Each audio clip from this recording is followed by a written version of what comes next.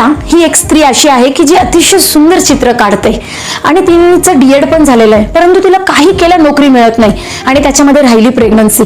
आता तिला टेन्शन यायला लागलं की मुलाचं खर्चाचं वगैरे कसं करायचं.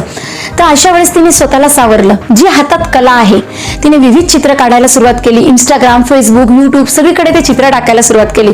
लगेच नाही, पण हळूहळू तिला काम आणि पैसा मिळत गेला. आपण बाई ठेवली, मदतीला अजून एक मुलं ठेवले, मुलांची ट्युशनही चालू केली.